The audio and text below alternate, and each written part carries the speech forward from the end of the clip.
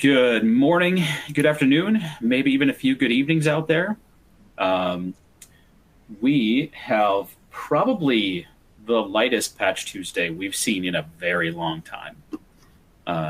So we'll get through a few things here news-wise, and then we'll get into the lineup this month. But yeah, it's we even saw a few headlines that you all seem to be getting a reprieve this year. An early Christmas present of a light Patch Tuesday. So knock on wood, everybody's testing and rollouts are going to be nice and smooth this year for December. And yeah, let's take a look at a few things. So as always, you got multiple things kind of going on in your On24 screen. There's the main page that where we've got the presentation going right now. I am about to share my screen, and when I do, you're going to see multiple options kind of available to you there. We're going to focus on my second monitor for just a moment here while we go through some news links, and then we'll jump back into the slide presentation. So December Patch Tuesday, again, the overview is very light. We had Microsoft with 4 bulletins, 2 critical, 2 important. We're going to cover those. On the third-party front, Apple did have their release on the 11th, on Monday. We're going to talk about that on our Between the Patch Tuesday coverage there. And there were a couple of other updates. Adobe did have a rather large update, but it was like 9 different products, not Adobe Acrobat or Reader. So the Acrobat and Reader update that came out was not security related. The vulnerabilities, there was one update from Adobe that had over 100 CVEs resolved. But all of the Adobe updates that were listed with security CVEs tied to them were listed as priority 3. Adobe's prioritization, basically they're saying priority 3 is products that are less likely to be targeted by threat actors. Think about it in terms of, where am I going to spend my time? Am I going to spend it on Acrobat Reader, which is pretty much everywhere, even in the server environments? Most of you have versions of Adobe Reader running on servers in your environment. Why? Because documentation is in PDF format in a lot of cases. So that can get you into a lot of places. But Illustrator, different InDesign or products like that, you might have a pocket of 1 to 5 instances in a medium-sized company. So it's not widely targeted. So yes, there were updates from Adobe, not much of a urgent nature. Google Chrome did release, but for more than just, they had an iOS update earlier in the day. They did release Chrome for Windows, macOS, and Linux, but it came later in the day. I think it was close to 7:30, 8 p.m. Central Time when that finally dropped. So it didn't make it into our regular Patch Tuesday content because that was all already posted well before they released theirs. So there were 9 CVEs in that, but we don't have a slide on it. I do have a link to the Chrome releases in the news link that we've got here. So we're going to touch on a few of those things. First up on our news list is a little bit of a blast from the past, recent past, but Log4j is still out there causing some trouble. Lazarus Group is using Log4j exploits to deploy remote access Trojans. So the North Korea-linked threat actor known as Lazarus Group is using some flaws still out and available. It's a small percentage, but there's still, according to Veracode, there's about 2.8% of applications that are using Log4j still have the original kind of vulnerable version of that. So the original 44228 CVE available for exploit on several applications still running in production around. And the other vulnerability, 44832, has another 3.8% of systems that are using that vulnerable version of Log4j as well. So take a look, check and see if you still have any vulnerable versions of Log4j, because it is still actively being targeted. So just kind of a heads up there, do another double check within your environments. There was part of the Apple update on Monday resolved this Bluetooth flaw in their updates, but there's going to be more to come on this. It looks like Android, Linux, macOS, and iOS devices all have this vulnerability. CVE 2023-45866. What it allows is for an attacker to bypass authentication and enables them to basically do a keystroke injection into that communication stream. So they just have to be on the same network as the device to do this, but they have an authentication bypass vulnerability that could permit them to basically inject keystrokes into that process. There was a disclosure on that. It's not actively being attacked. Apple already released their updates on Monday. Expect that there will be updates for Android, macOS, and I think the macOS update might have included this one already as well. But sometimes Apple has a kind of a rolling effect where they do the latest devices first. So like Sonoma might get it before the older versions, and you might see it stream out over a couple of releases. I do remember seeing it for iOS, iPad for sure. It might have been for the Sonoma macOS version as well. But that CVE is definitely one that could be rather nasty if somebody does figure out a way to take full advantage of that. Currently just publicly disclosed. The next piece of news is a vulnerability called logo fail. It is a bypass for secure boot that was affecting millions of PCs. Todd, you took a look at this with the forecast last week. Do you want to share just a couple of details about what this vulnerability is in general, offhand? This is the UEFI vulnerability, Chris? Yes. Yep. Yeah, sure. So this is kind of an interesting one in that I think most of you are aware, like when you first turn on your PC, you get kind of a boot up logo depending upon the way your system's configured.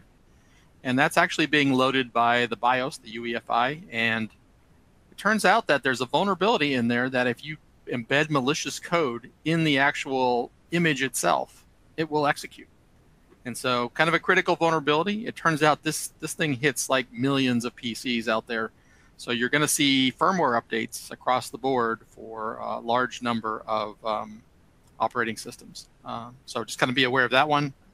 And it's kind of interesting vulnerability to be found this late in the game. But yeah, it's getting a lot of attention right now just because of the sheer number of PCs that are affected by it.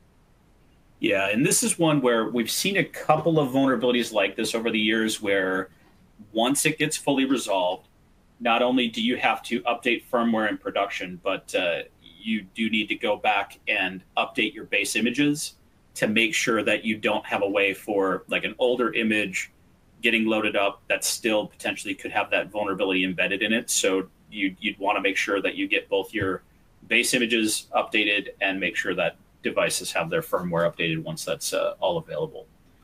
So that is the latest on security vulnerabilities that are hitting the news. It was actually a very quiet, I really searched hard for 0 days or anything else that was going on.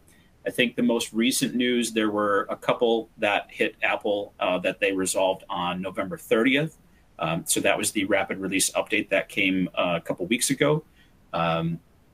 Google Chrome, I forget the date, but either late November or the early December update, there was another vulnerability that got resolved there that was also making a little bit of headway. But the Chrome update that released yesterday did resolve 9 CVEs that they had identified. Several of them were high, but there's no active exploits or anything currently identified for these vulnerabilities. So always good to keep your browser updates, as quickly as possible. With Chrome releasing weekly now, since August, they're basically on a weekly cadence officially. And with that, the Edge Chromium also releases, shortly after.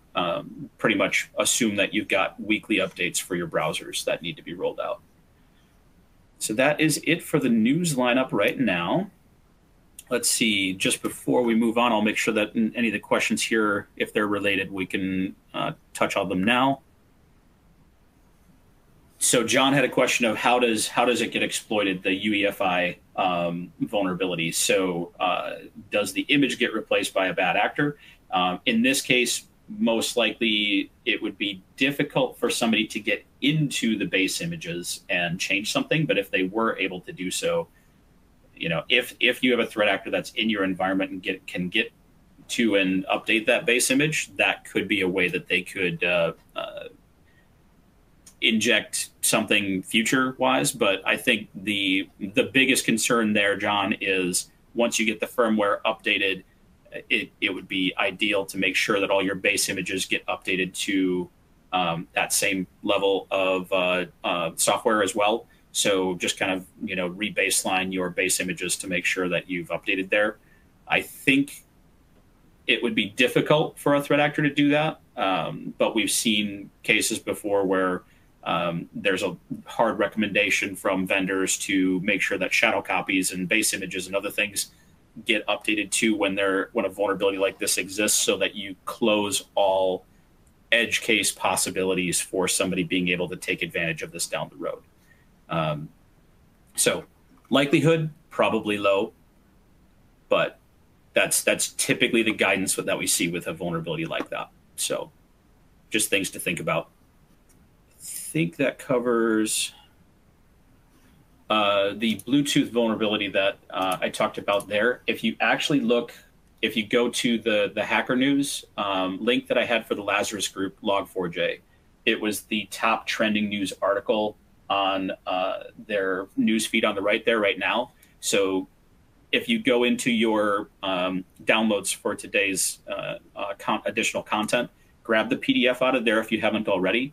And on this Lazarus Group link, it should still be the top trending news. That's what actually brought my attention over to it. I remembered reading about it with the Apple update, saw that there, and I'm like, oh yeah, it does really reach farther than that. It would be good to mention that. But it was after I had already got the content over to our team to upload for the webinar, so I wasn't able to add that into the official release of the slides.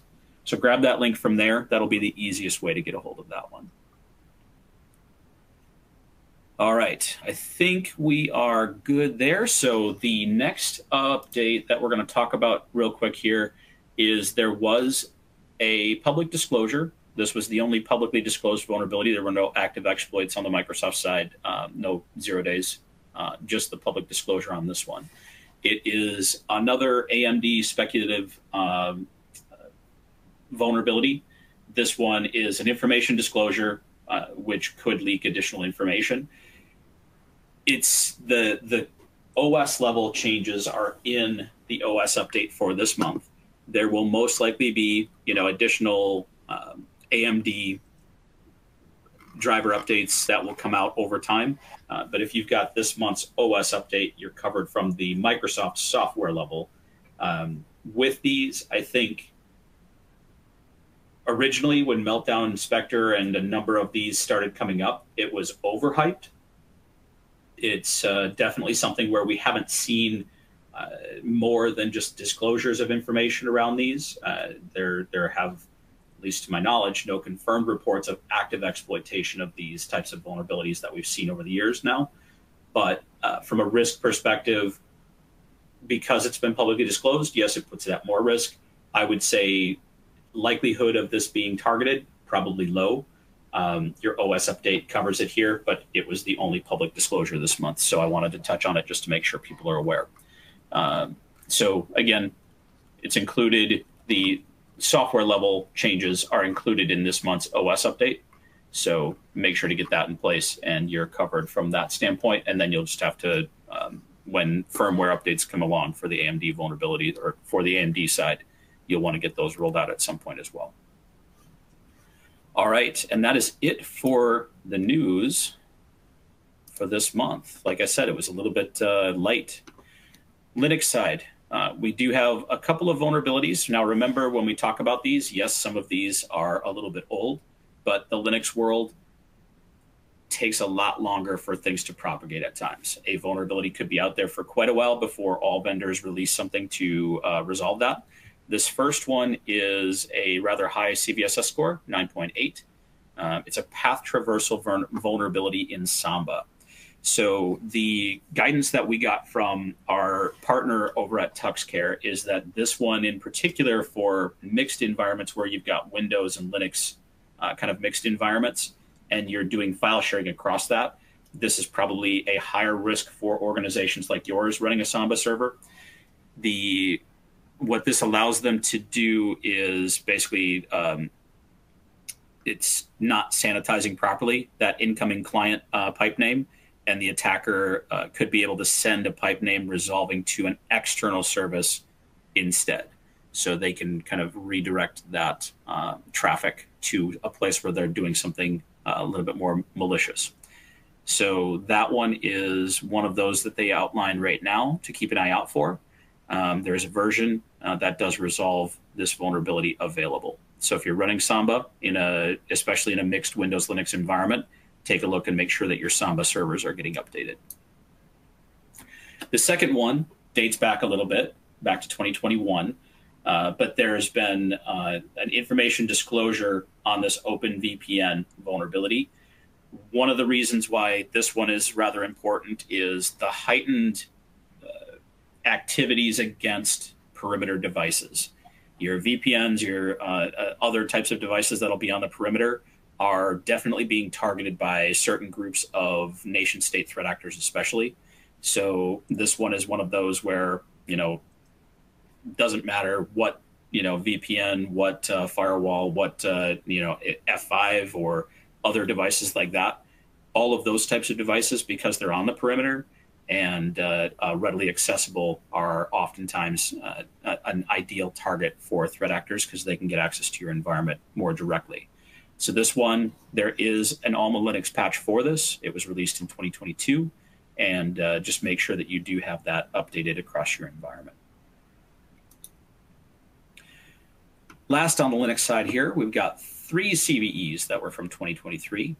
And in this case, these ones were relevant because they're fairly dangerous vulnerabilities undergoing reanalysis right now. They prevent the module CLS U32 from being loaded by blacklisting the module to prevent it from being loaded into the system. So it's a use after free kernel vulnerability, 3 of them actually, that could lead to local privilege escalation if the threat actor is able to do that. So those are kind of the vulnerabilities that were identified by TuxCare to keep an eye out for right now. And as updates become available on different Linux systems, those are the ones to kind of jump on once you get to a point where that's available.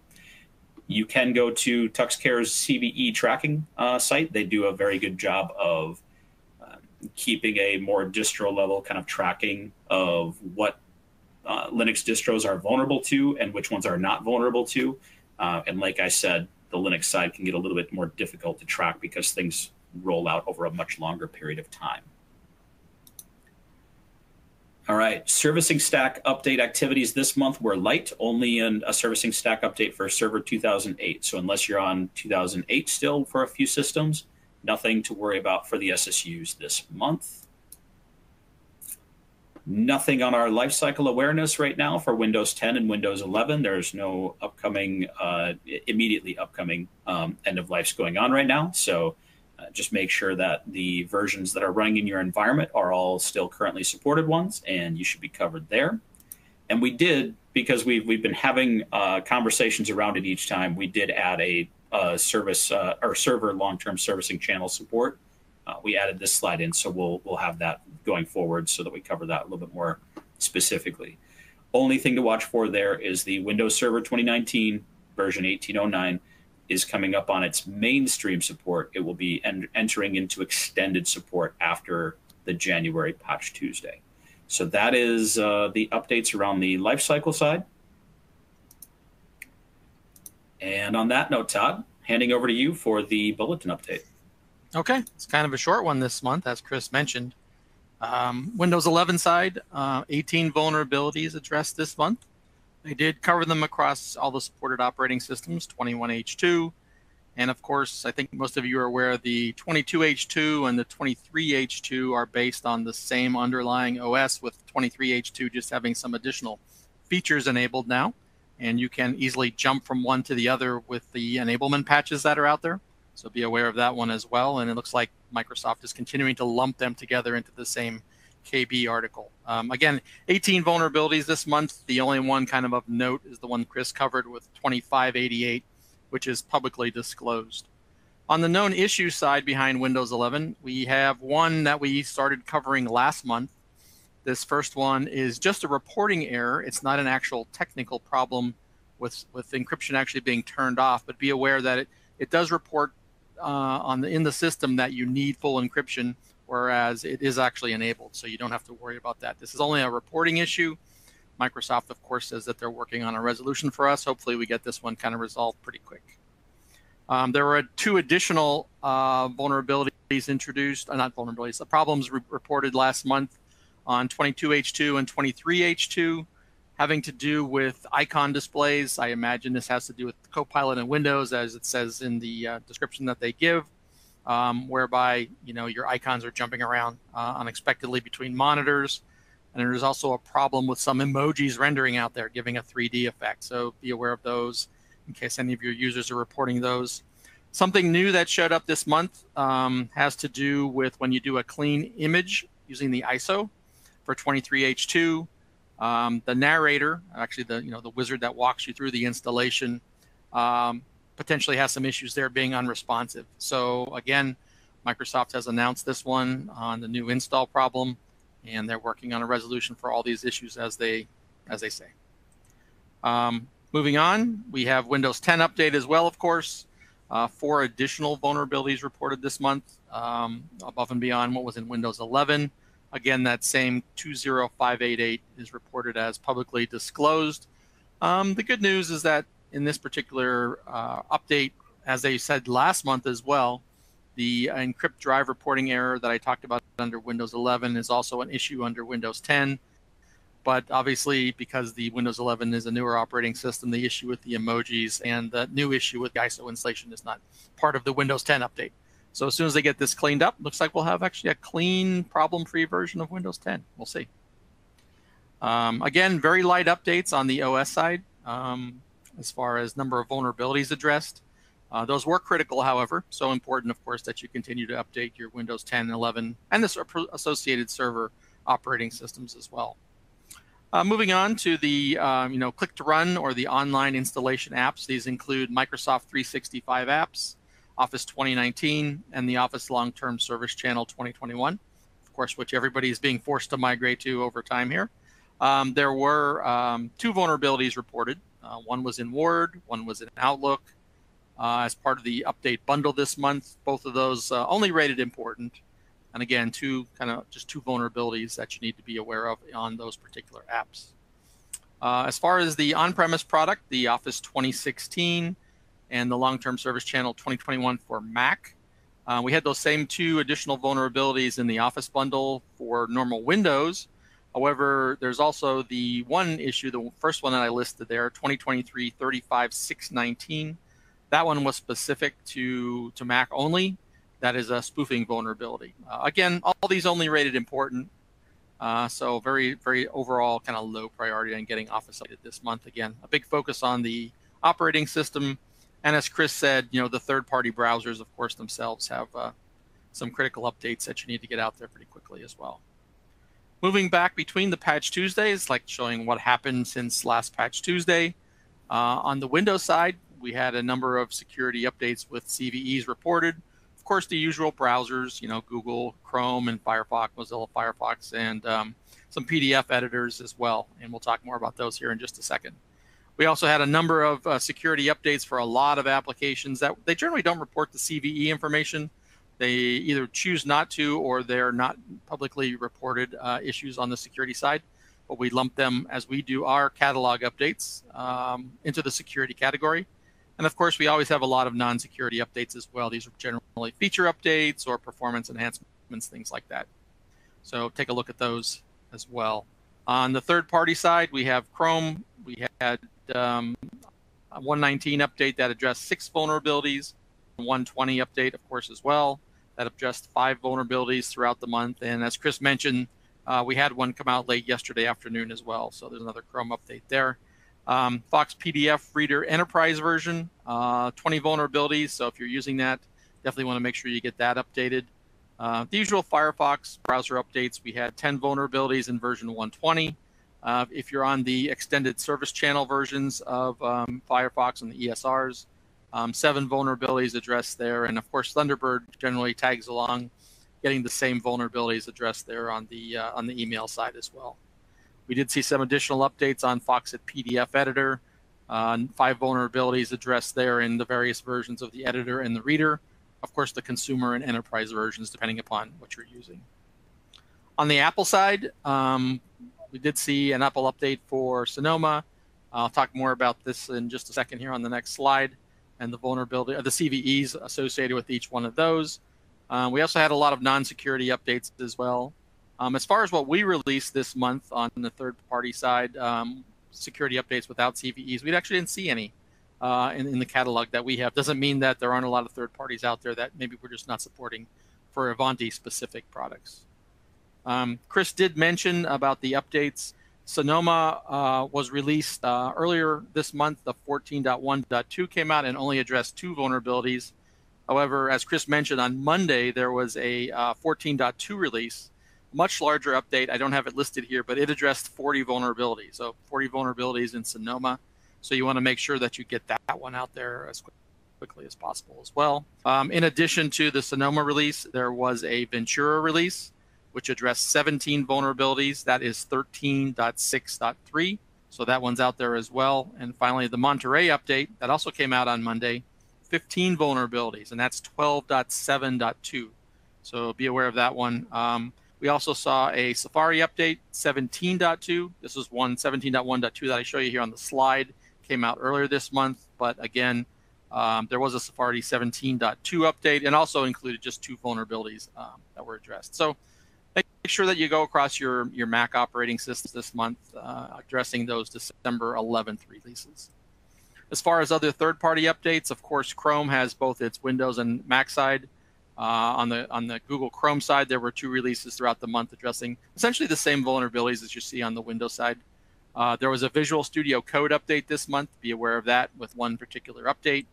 Firefox, of course, had its same updates. They actually used the same numbering scheme in Firefox, whereas Chrome uses a different last digit. But you'd have the same updates essentially for Firefox, Firefox ESR, and Thunderbird across your browsers this month and in your email program. Microsoft Edge for Mac also had a number of releases throughout the month. I generally crank these out pretty quickly, and so you'll see a lot of updates on the Edge browser side. There were 3 this month as well, addressing a total of 6 vulnerabilities throughout the month. We also saw a Microsoft PowerShell update, just 1 vulnerability there. And with that, that's kind of what happened between the Patch Tuesdays. So with that, Chris, why don't we take a look at some of the questions that are going on here? All right, thanks, Todd. So Terry had a good question here. How are people patching ESU for 2012 servers that are not accessible to the internet? They're air-gapped environment. So Terry, my understanding is that you would need to do the Azure Arc agent yet. There's steps. From what I hear, it's a little bit more painful to get it each of the Azure Arc agents installed properly on an internet disconnected environment. Once you've done that, then it's a matter of, depending on how you're getting the patches there, you can do like, I think you're on security controls, if I recall correctly, but you would be able to basically have a connected and disconnected server. So download the 2012 patches to the connected side, sneakernet them to the disconnected side.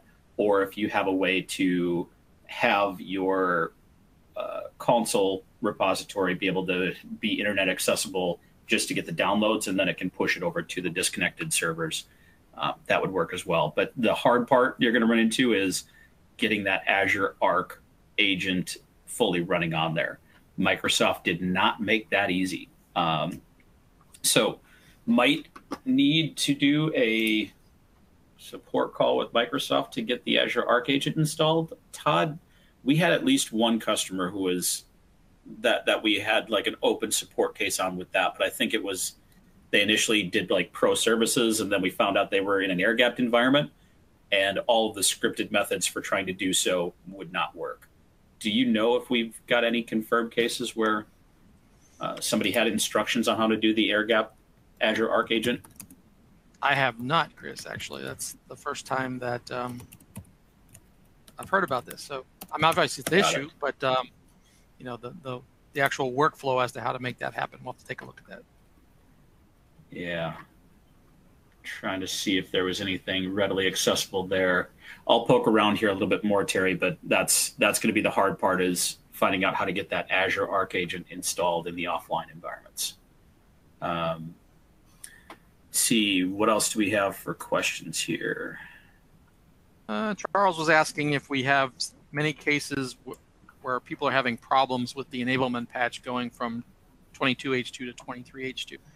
And actually, other than like some of the issues that I reported that are known issues, other than that, we haven't really had a lot on our support channel that I've seen. Have you heard anything else, Chris? I haven't seen that big of a challenge on the patchmanagement.org threads either. So yeah, sorry, Charles, I don't think we've seen any widespread issues on that we're running into or we've seen. John said that ESU MAK keys are still an option for 2012. John, that earlier in the year, yes, was a lot more readily available. Microsoft has been a lot harder on that now. But Terry, to that point, you may try to talk to your account rep and be like, either you need to give me an Azure Arc offline install option, or you need to switch over to that option. I think Microsoft is being extremely guarded about how much they're giving out for those MAKs yet. But that would be the other option, is contact your rep and explain the situation for those disconnected servers. And, they either need to get you documentation on how to do it, because I'm looking at a few articles right now and none of them talk about a disconnected Azure Arc agent configuration. So the MAK key might be your only option, but they're going to have to specifically get you that one. Oh, you do have the MAK license. Okay. So, all right. That does make it easier. Once you've got the MAK license in place, then you would just do the offline configuration. So again, if you're on security controls, there is knowledge base articles talking you through that. If you're on EPM as well, we do have offline environment configurations for that. And then you basically sneakernet those installs from the connected side to the disconnected side. So, okay. And yeah, a couple of other people saying that in the offline environment, the MAK option was still available to them in that. So Microsoft made things difficult in the last month before the end of life occurred, where they were really being stingy about giving out the MAKs. We've heard cases where they were pretty much told, no, absolutely not. They weren't getting MAKs anymore. So it's been a mixed experience there. Okay, let's see. I think that covers most of the general questions that are out there. So like we said, it was a very light Patch Tuesday. I did have one request, Todd, for a year-in kind of review. We didn't have anything planned for like a live webinar event, but what we can do is we will write something up, and Todd, let's coordinate that for our January forecast. Yeah. You bet. And then we can pull a little bit of those notes into the Patch Tuesday kickoff for this next year. But yes, that was a good idea. I like that. We used to do kind of a mid-year and end-of-year write-up on that. I think that always does give a little bit of visibility into the trends that are happening. So we'll see what we can pull together for trends and interesting things that happened in 2023, and we'll give kind of a comprehensive write-up on that. So on that note, thank you, everyone. One other interesting thing to add, Chris. Oh, go ahead. Yep. Since we were talking about ESUs, I don't know how many of you are aware of this, but Microsoft has announced that they're going to do ESU support for home users for Windows 10. Had an interesting conversation with one of our partners this morning talking about that and why would they would do this. And, it turns out that there are a lot of people running Windows 10 on older hardware. And Windows 11 has a lot of requirements as far as security, processors and things like that on board that people just aren't willing to jump to just yet. So we think that's the main reason. It sounds like that's the main reason why Microsoft is going to offer kind of an ESU option for home users. It'll be interesting to see how much they charge for this, as well as kind of like what the implementation looks like. So just kind of a side note, if you hear something on that, be aware of it. It may not impact us here directly on the enterprise side, obviously, but something that's kind of interesting. Hadn't heard that before. So it looks like they're going to extend support some of the older versions of Windows 10. That's all I got, Chris. All right. Well, thank you, everyone. I know there's a lot of you who are have been following us for a long time. Todd and I absolutely enjoy doing this. It's something that we feel has always been a valuable service we can provide, helping to provide additional visibility. A lot of you have a very limited amount of time to dedicate to these activities. So we do appreciate you being, loyal followers of our Patch Tuesday webinar for, in many cases, some of you for years. So thank you for another great year. And we look forward to talking to you all again in January. Yep. Thanks, everybody. Have a nice holiday season. All right. Thank you, everyone. That is a wrap for this month. As always, you should definitely subscribe and make sure that you're getting the latest information from us. We're going to do not just the monthly updates, but we'll also be streaming other things like the top questions asked and other great tidbits of information that you're going to want all throughout. So definitely subscribe to our feed, and we'll see you here again next month. We look forward to seeing you soon.